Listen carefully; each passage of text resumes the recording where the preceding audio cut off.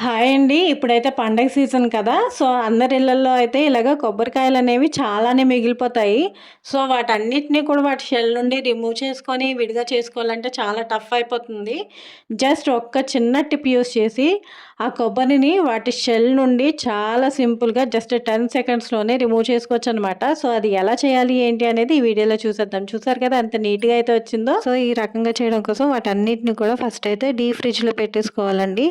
మీకు వీలైతే 1 డే పెట్టుకోండి. లేదు మాకు కొంచెం అర్జెంట్‌గా కావాలి అనుకుంటే కనీసం ఒక 3, 4 అవర్స్ అయినా గానీ డీప్ ఫ్రిడ్జ్‌లో ఉండాలండి.